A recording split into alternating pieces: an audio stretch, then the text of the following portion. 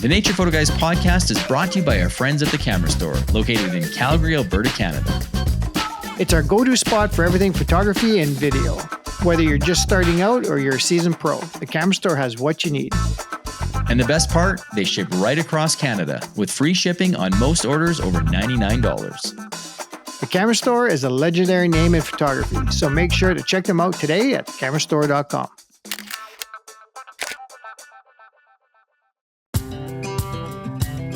Welcome to the Nature Photo Guys podcast, where we talk about nature photography, from gear to our philosophies and everything in between.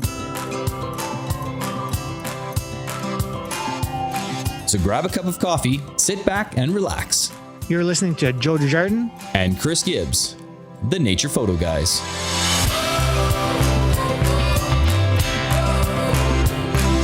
Check this out. Cool. So, what is it? Well, I guess we're going to have to open it up and find out. Well, this is the thing. So I carry a tripod everywhere. Mm-hmm. Wildlife photography, I'm doing a lot of handheld shooting. Yeah.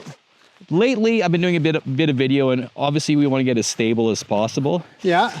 And I've been thinking about a monopod. Okay, we don't need that anymore. I've been thinking about a monopod, and so I've been trying a couple out, and I came across this one online, and I ordered it, wanted to test it out. Haven't really put it through its paces too much, but I thought I'd bring it and show it to you. I think it's a kind of a neat concept. It's made by a brand called iFootage. Yep. And all the other monopods and tripods, you got those twist knobs or those switches that you got to close, right? This is interesting concept. If you grab this handle here and pull up. Pull up? Yeah, just kind of pull.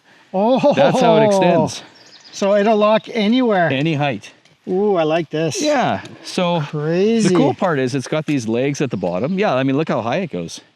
Ah, so it's almost as tall as me. Yeah, it's almost taller than you. It's 4'11". Thanks, man. Anyway, it's got these legs here, so you actually they're metal legs. You can pop them out. You can put them at different angles as well. But so we'll put it at the flattest angle. Pop it there, pop it there, pop it there, and now it stands up. So now you can grab the handle and be at any height you want and actually just leave it sitting there. Got some nice stability, eh? Yeah. I like the fact that it acts like a tripod too. Yeah, I mean, it's not extremely stable like a massive tripod. It seems pretty sturdy from the best that I can tell so far in my tests. But the cool part is it's got this metal little button there. So if you put it on the ground for a second here, and say you had a camera there situated, you hit this button, and now you can move it around at an angle. So you can actually leave it off there. You can kind of move it around. You can adjust the shooting angle, right? That's and then lock it back into place, and there it is. So I don't think it can handle a really massive system. Well, I don't know, because the reason why I don't shoot with a monopod is because it's so... because it's a single leg, right? Yeah. It's very unsteady for me. Like I got the 500 on there. Yeah. And it's almost, now, haven't practiced a whole lot, but I mean, it's very unstable for me. Like it slightly moves and you know what I mean? I mean, even though I'm shooting on image stabilization, it still does that. And so I just kind of got rid of it. Sure. But as you get older, though, also, you're starting to get a little unsteady too, right? Whatever. But this is nice in the sense that it's already stabilized. So it's just taking the weight of the lens. So I can easily see a 500 on there. Yeah. Just not letting it go. No, I mean, but you're able to use it to shoot. Sure. I mean, pretend this is a branch out there in nature, or for sure. Your window or whatever. I mean, something to rest it on, so you're not constantly using the weight. As the lenses that we start using, you may not leave it there. No. But, I mean, it could also work for landscapes. So this one doesn't have a ball head on it. You can order a ball head. Maybe use your own. Doesn't need a ball. Maybe there's a video head. There's so many different. iFootage does make them, but there's so many other brands as well. And it's not just a monopod. So I wanted to show you exactly something neat that it also does. Sure. Let me just go grab my camera for a second. Sure, you bet.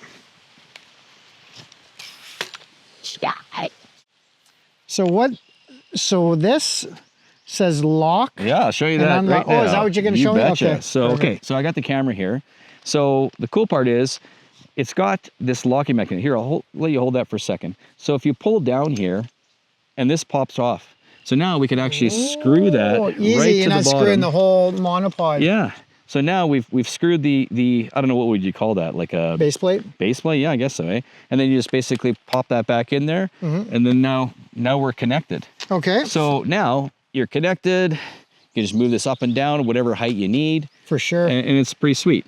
So the cool part is that's awesome. Cool part is it's got this concept here. So say if you want to do some landscape photography, you know, it is a little, you know, the wind's getting you. You want to be a lot lower to the ground. It only goes that low.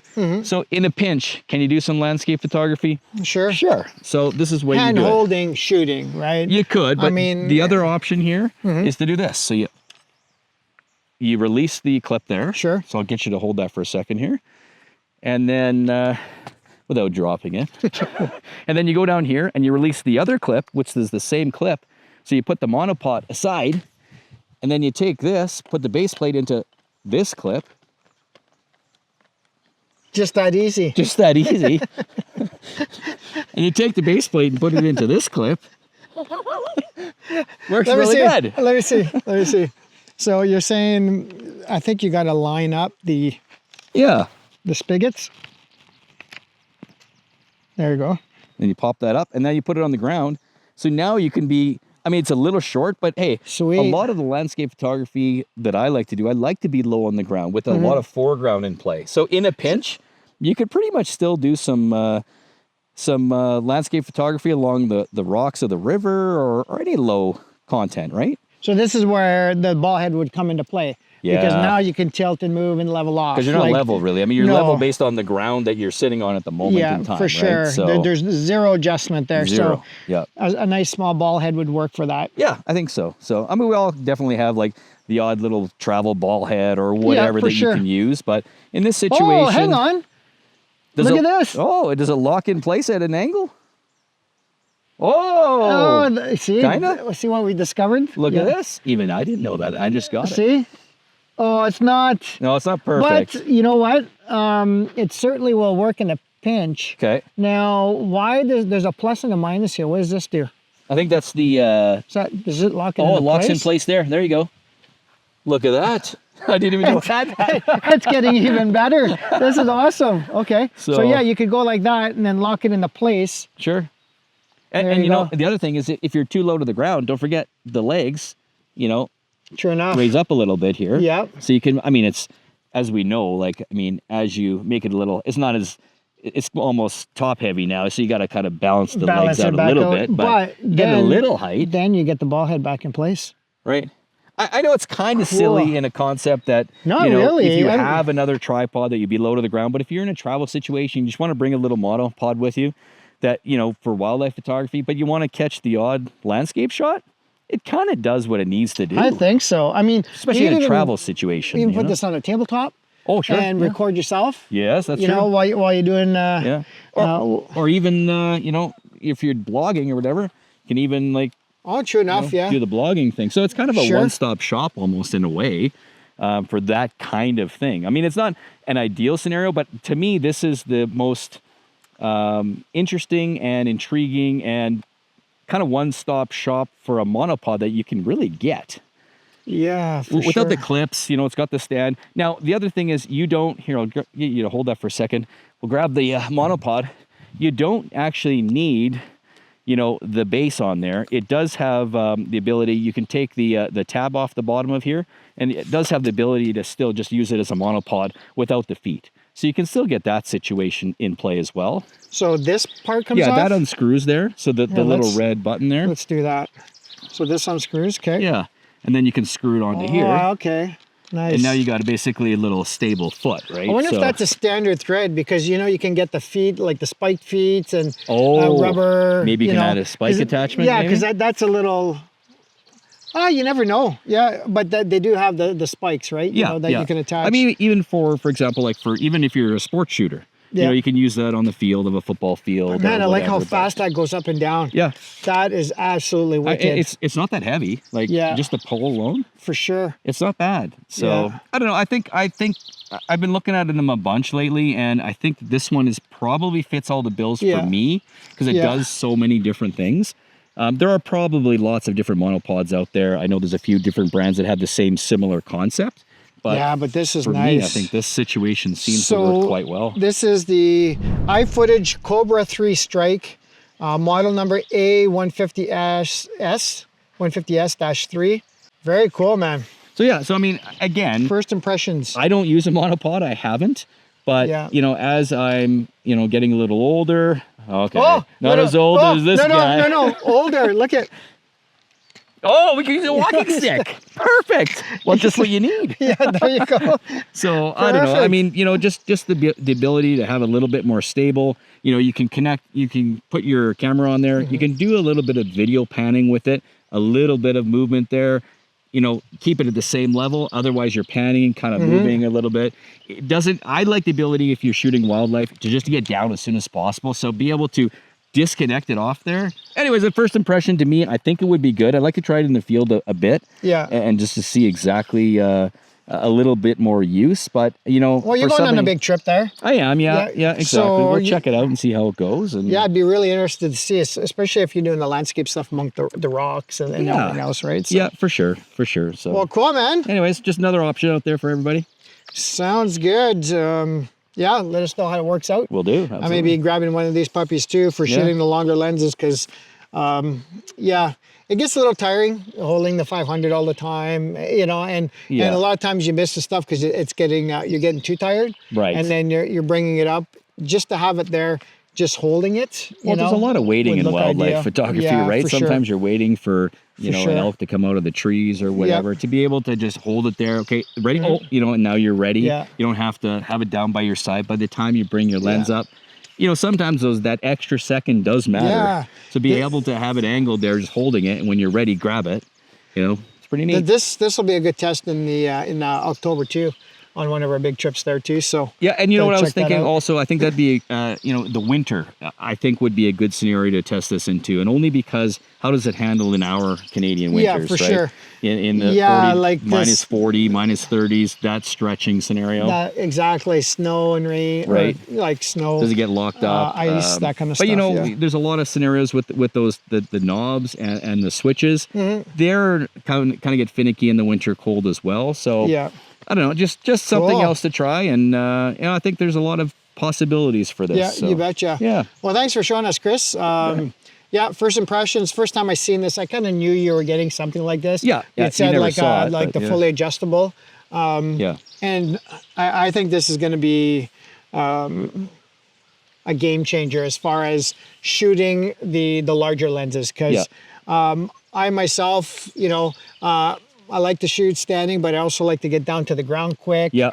That kind of stuff, right? So without having to adjust the knobs, getting down, readjust, you know, that kind of stuff. Yeah, and the quick mechanism to be able to pull that down and rip your lens off, drop the monopod and go. Yep. You know, and it's nice and light. And just for everybody's aware, I bought this with my own money. They didn't send this to me. No. I saw it online. I thought it was a neat product. I wanted to test it out. So so far so good. iFootage, if you are watching. Absolutely. I gotta love it. You know, Gavin, Photo Trip, right? He's always like whatever product he's doing. Hasselblad, if you are watching, you know, you can throw a little bit of sponsorship money this way, you know. But cool. Yeah, iFootage, it looks like they make a great product. So I was very impressed in my first impression for sure. So. You betcha. Yeah. Cool, man. Well, thanks for showing us, Chris, and we will catch you guys in the next episode of the Nature Photo Guys podcast. Thanks for watching.